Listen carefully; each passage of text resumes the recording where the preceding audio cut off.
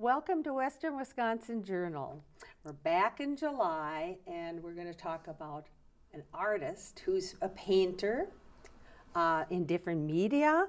And I've known her for quite a while and I've known about some of her works. But I want to welcome Kathie Hachey to the show. Nice to have you, Kathie. Thank you. It's nice to be here. And we were recently collaborating on some artwork. And this was because I was in charge of the garden tour in Hudson for the Women's Club and the Home and Garden Club. And every year we choose an artist's work to be displayed and also to sell at the Octagon House when you buy your tickets for the garden tour. So I am going to hold up this fabulous poster. Kathie, I still love this so much I look at it every day in my home. So this, the 19th year of our tour, we hired Kathie. She went to work. And you were not, I guess, 100% familiar with watercolors. No, I hadn't done watercolor in a long time. Oh, that's and what it I've was. never focused on it a lot, even when I had classes before. Okay. But I hadn't done it in such a long time that it was it was kind of a little bit of a project getting back into it, but it was a fun thing to do. And I've heard it's harder and more difficult than oils. Do you think so? Yeah, I agree with that. I've heard people say that. Different people have different opinions, of course, but I do think that watercolor is like a master's medium. It's really, you have to know a lot of different things, and you can mess up very easily. And I won't do it now, but there are a few little boo-boos, even in this poster. But we don't see that, you know, as I'm appreciating this work, all I see is the beautiful composition, the flowers, and you decided to call it Garden Gate, and it's unusual from anything else we've ever had. And yet it's so impressive. Well, it seemed to me something nice for the garden tour, because I've been on the garden tour just a few times, not every year, but a few times, and you know, it seemed like a nice idea to put a garden in the poster. And you were doing quite a few different products for me. Oh, I was trying a lot of things to see if it would work. And I was happy with several of them, actually. But when you came to this one, I just loved it. And I asked an artist to speak about it. Oh, really? Yeah, I have an artist friend. And so I said, could you help me with these? And he thought this was wonderful. Now, how do you start doing a watercolor? You can't just do it like an oil painting. I mean, do you have to start with the first layer, kind of? Well, that's kind of a normal way to start a watercolor, is to put a wash of sort of a background in first, and that's a typical way. There are various ways, but really, that's I think like the most usual way, the normal. Or a normal way to do a watercolor. Well, does that mean that it has to dry before you continue, or how does that work? You have to let it dry in between. And the most important thing with a watercolor is to kind of plan it out first, so you know what you're driving at. So, in this case, I had to plan out where those white trellises and the garden gate would be, right? Because otherwise, I would get them all covered up with everything before I don't know how you got that to work with the green right next to it and then the white on. I mean, I could just look at that and see that would be hard. Well, I think it is, but see, I'm not an expert watercolorist, so it's it was, you know, you just have to kind of pencil it very lightly out. That's how I did it anyway. And so that I'd stay away from it with my brushes. And the colors are so perfect for summer for this tour, because the greens you have in here and the colors of the flowers. And then I like the color of the path too, because it just kind of goes with it so well. It's kind of like gardens, you know, and a lot of us put paths, and they have covering or some kind of surface or whatever. So Well, this is It's a very beautiful work. naturalistic. maybe plenty of green. I love that though. The colors are just beautiful. Well, So I did want to emphasize this at first because I really enjoy it. So thank you for that. Now let's go back to how you got started with your painting and so on, and your love of expressing yourself through art.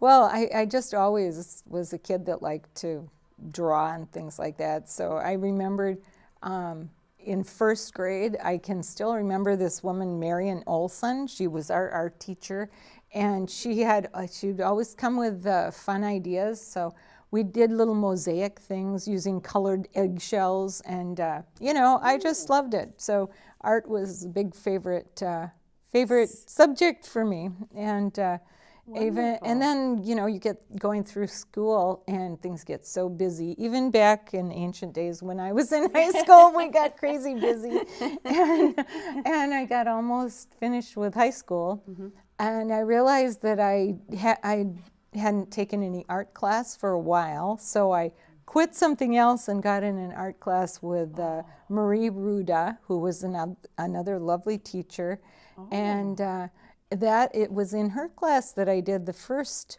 of watercolors I ever did. But since I was only there for the second semester, I kind of didn't get the basics. So after I'd worked for weeks on one watercolor, well, if anybody does watercolor, that's kind of not the way you usually do watercolor. You usually can, well, in the typical way, it's quick. It's a very fast medium. And she told me, well, really you're doing this more like an oil painting. And so I had a little experience there, and it still turned out okay. I still have the painting that I worked on for so long. Oh, good. And then it was a long time after that until I had another chance to really do art. And that was thanks to my husband, who found this teacher for us. And we both went to like a private class with this guy who was Glenn Terry. And he's really an accomplished artist. He does a lot of different kinds of things in the Twin Cities area. Okay. If you want to see an example of his work, this is my teacher, not me, right? There's a big bronze of St. Paul in the St. Paul Cathedral, just near the entrance. You see it more when you come out of the cathedral than you do on the way in. Okay. And Glenn Terry did that. And we were taking lessons and things from him at the time that he was focusing on that. And it was really interesting because he was teaching us how to do oil paint from kind of a atelier approach, they call it. It's classic realism is his basis. And he said, I think you should learn this way. And then after you know how to do this way of representing things the way they really look, then you can get creative and do other things, more impressionistic things, which is my big favorite, and doing things, maybe more abstract or whatever. But he said, first you do it with the classic approach. And I guess. And is there one of these an example? I should have brought an example. This is quite. Let's put this one up. Using somewhat that same approach, but I didn't do this at that time. I did it later in a class at the Phipps Center, actually. Oh. So. It's called a still life, isn't it? It's a still life. I've heard that term. Yeah, and still life is a good way to learn how to do that classic realistic approach to painting, and to broaden out into impressionistic type approaches too, I think. Yep, that's my opinion. So this is oil. Yeah, that's in oil. Okay. Yeah, with Glenn, we started first with charcoal and doing just black and white, so we could learn how to design a painting from the values, the dark and light values. So using charcoal, that's you can learn how to do that and to set something up so it'll be interesting, even if it isn't, even if the colors aren't they're kind of overtaking what you're seeing and overpowering the values, because a painting will be better if it looks good even in black and white. Oh yeah. Yeah. Well, So at least that's the way I've been taught. That is, you know, a way to That sounds like a very design. good background. Well, it's the background that I have, and No, it does, I because do think it's solid. You know, I'm sure they do that at the high school, don't you think? I don't Drawing and know. then I don't maybe know what charcoal, approach I they don't know. take, but I would think they might rely on some of those techniques of Right. teaching about the values and, you know, designing what you are going to put on the painting. Now I have just one question, and that is, was this something that you were looking at? Mm-hmm. Oh, so it was all set up. Yeah, it was kind of set up. That's so what I thought the you were teacher- talking about. Yeah, and so on this one, I had the help of the teacher getting it designed. Oh, sure. But, so it was right there, and then Yeah, you because just, the box was sitting there and everything would be there. I brought this in, I guess, and but not easy to do that plant. That oh looks well, hard. But the shading also kind Yeah. of stands out to Yeah. me on the vase right, and, and yeah, the, and the box or whatever that is. Interesting. big crate. All right, that's a very good example. Thank you. Now we have other examples too. Yeah, well, But did you want to say any No, more no, about that- your progress? about my and learning and learning stuff. Oh, well, experience? I guess the only thing I would say is that the thing that must be the most important is just to keep doing projects. Oh, yes. And there's a lot of ways to keep it going, and like joining a group or taking a class or all those things. And that apparently I need those things. Some artists that really become masters, I guess they don't need that anymore. But I that's think that would be inspiring. yeah, and it is. It's inspiring. You learn so much from each other when you, Right. and so I've had a really great times with a plein air group that got together for I've heard a couple about of that. summers. So we had I don't even remember the name of the organization or whatever. It was over in the Twin Cities, but we'd meet up and there was a teacher there, and so we'd try to find a composition we could work with, and then we just start painting out in the park, and it was just That's such a interesting. nice time, a pleasant way to spend time and get to know some people and try a whole bunch of things and to keep going, you know, to keep So there's a doing group art. of you sitting there with your easels and that, and you're painting. Yeah, well, we're kind of And distributed out kind of in the similar scene type thing. Yeah, well, but of course you can look all the way around you. So nobody usually painted the very same thing as the other person. Yeah, that would be And, interesting. Yeah, once we were in St. Paul in some park along the river, and I painted a picture of a bridge, and I don't know that everybody else painted the bridge that day. Yeah. And then one day we're in front of the cathedral again. The cathedral Oh, comes up, yes. and I painted the cathedral, but I That think must other have been people difficult. did. Well, that was a little tricky. I can't imagine But it getting was that. impressionistic. It wasn't really Oh, super nice. exact. That's nice. Very good, because I think that would be really hard to do. Well, yeah, to do that sort of thing with extreme precision and those, classic ways that Exactly. would maybe All those details. might be too hard to be fun. I think it would be very difficult.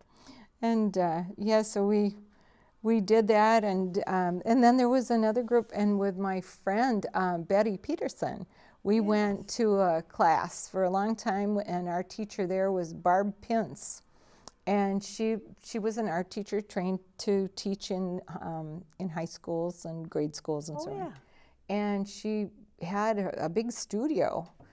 I don't think she was teaching at the time. She was doing her artwork from her studio down in Hastings, and it was so we could just go there. Everything was all set up, you know. There, you know, didn't need to worry about where you're going to devote a space at home. And so that was another way. And she was a good teacher too and creative. Good. So, and then once I'm not sure if it was from that, but a group of people went together out to Santa Fe to do sort of plein air in Santa Fe, which was another really fun experience. And you did that? I did that. And I didn't. Wonderful. Well, these two paintings. These two? Well, they weren't part of the class, but on the way home, I was all revved up about painting and everything. So I was taking photographs, and I was traveling. My parents were along on the trip. And anyway, it was a big, complicated family thing. But anyway, we took pictures in Custer Park on the way home, and then I made pastel paintings of those. Yeah, I don't know if you could. Probably can't tell on TV, but these are drawn with pastel, and they're actually prints of the pastel. Really? Oh yeah, and then pastel. One thing that's tricky about pastel, you have to cover it. You have to frame it in a certain way. This is a pastel too. I was trying to branch into more abstract topics.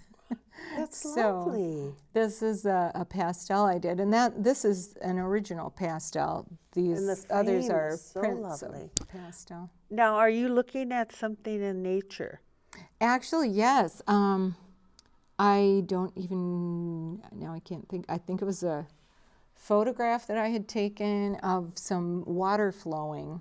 Oh, okay. And so I just found an area that I thought seemed interesting as an object and shapes and colors. Oh, yeah. And then I didn't just totally invent it. I was kind of had something to go by.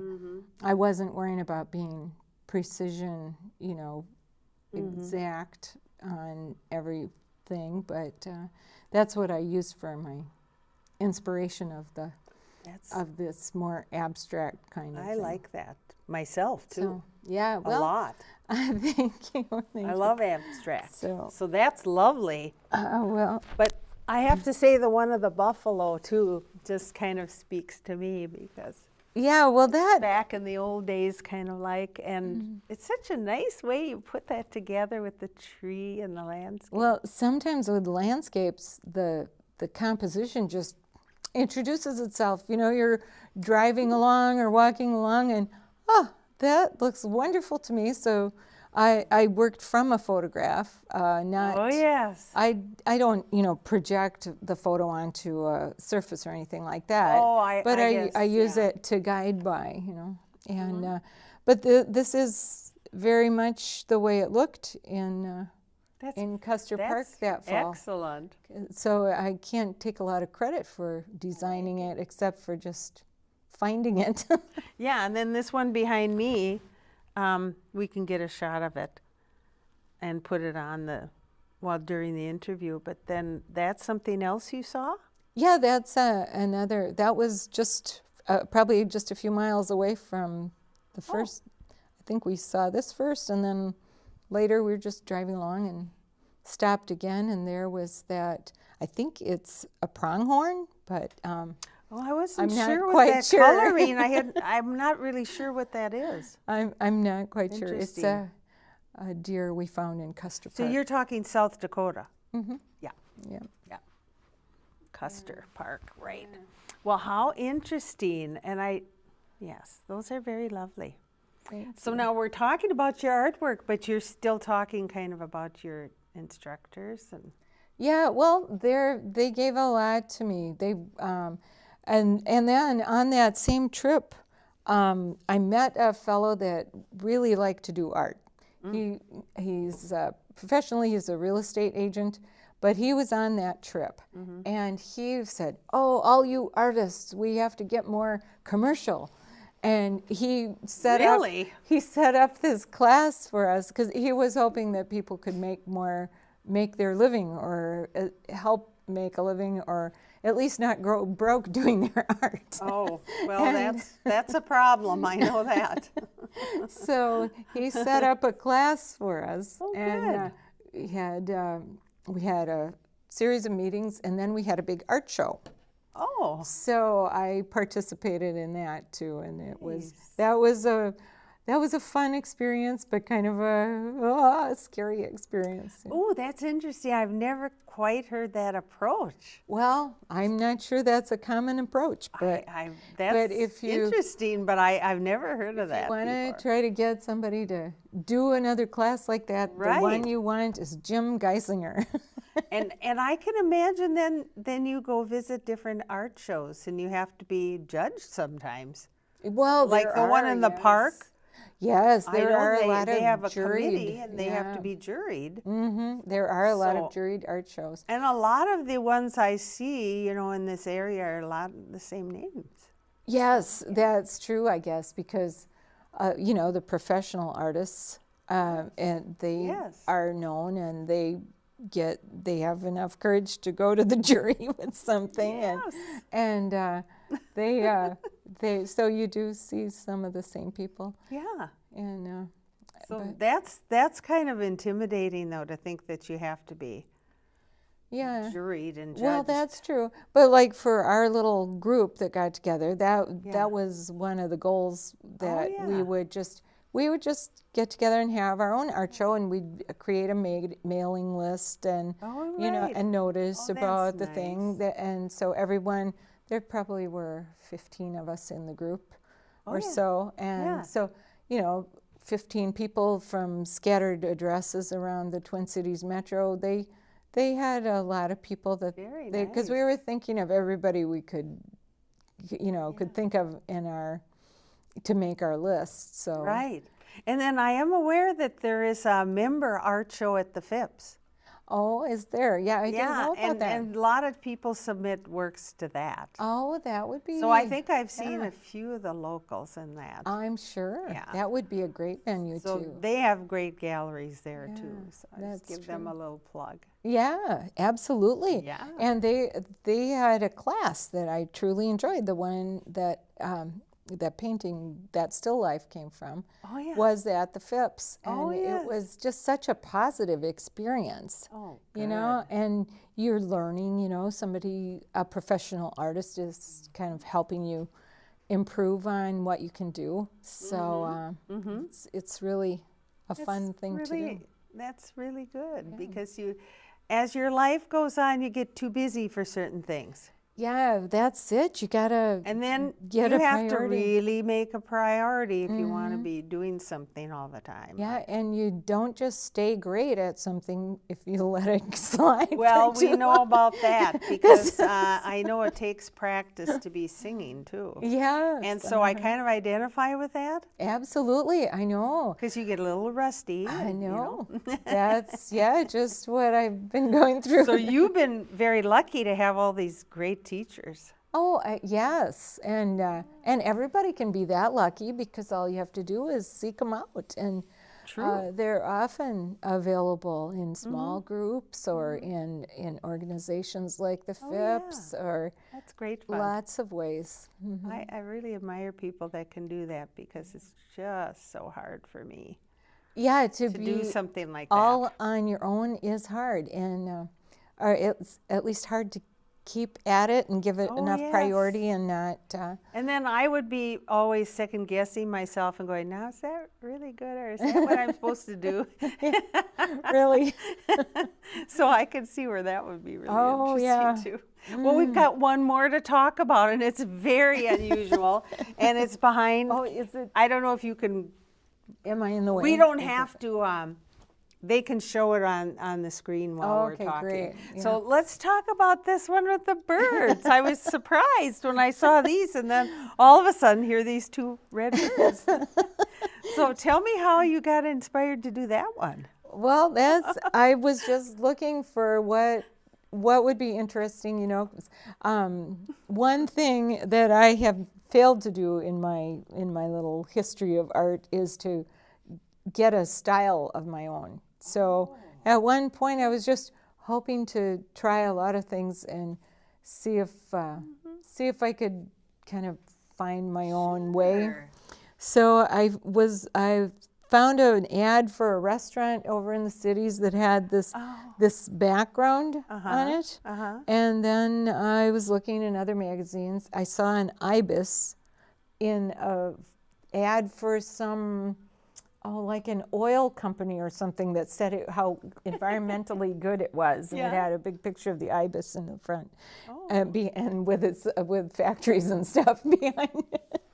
Well, anyway, I like the ibis a lot, so I just melded those together, and some of our friends have been really encouraging to me about that painting. They said that it's their favorite. So that's so neat to hear. So I painted that, or I framed it up, and it's one of the paintings of mine that we have in our house, in our regular part of the. Oh, you should have some of these others. Well, For sure. That's in the dining room though, and these are like in recreation room sort of area. Okay, well, So they're all around. you're They're pretty hard on yourself sometimes. There's sort of a gallery in our extra bedroom. Oh, there are that's a lot neat. of them up there. There you go. But that one really does catch your eye because the colors and the birds are so unusual. Yeah, I do like brilliant colors in the painting. Oh, so. you do, yeah. Yeah, well, even like that one too. Oh, that tree is got great. a lot of Absolutely great. bright colors, so I do like that. And I guess that's, if there's any style developing, it might be toward bright colors. Well, you certainly are experiencing a lot of different media and, dabbling in a little bit. And I would say you're having success, and definitely in the watercolor, because I just love that. Well, the thing that was fun working on that, too, was that it is very quick.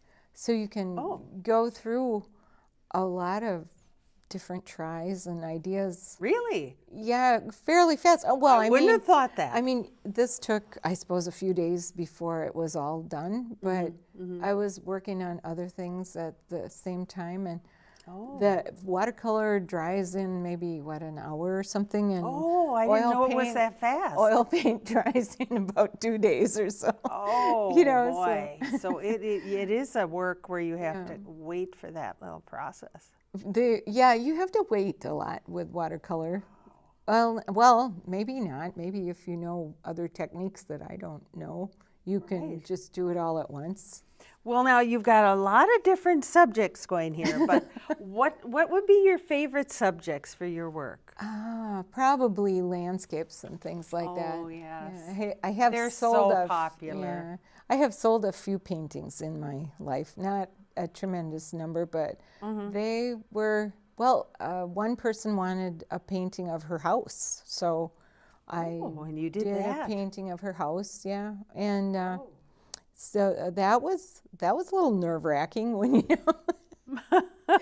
know the person and everything, but and then I did a painting of someone's farm. And so those are both, you'd have to call those landscape. That's landscape style painting. Yeah. I think we're in a good area for that. Yeah. Oh, There's it is, so much isn't it? around Hudson and the countryside and the lake and the river and the areas are so beautiful around here. They really are. Shoot, now you make me wish I would have brought this one other little painting. Oh, bummer. Well, we'll have to see that another time. Maybe another time. I agree with you. And when I go to the art shows, I see a lot of people do the landscapes. Yeah. And there are certain works I can almost recognize after being to several of them, of some of the painters that are always featured. But I enjoy that too. But I love that personal touch where you could do someone's house or, Oh, yeah, that's... So you could actually be hired to do it that way. Yeah, well, actually, I think I've done about four or five different dwellings or farmsteads or such things. It seems like if someone wants to have a painting of something, that's a frequent request. Oh, I think that's a wonderful idea. I've But- seen things like that in different homes, and Yeah. I really wasn't thinking much about that, but how interesting. Well, I'm really glad you came today and shared all this with us, and all the things you've learned, and that was neat to hear about your progress and the teachers, and I just enjoy your work so much, Kathie. Well, so thank you. Thanks for coming today. Well, thanks very I think much. our audience is going to enjoy looking at these various things. I hope so. I hope so. So I hope you learned something about art today, and we hope that you enjoyed the show today too. Thanks for watching.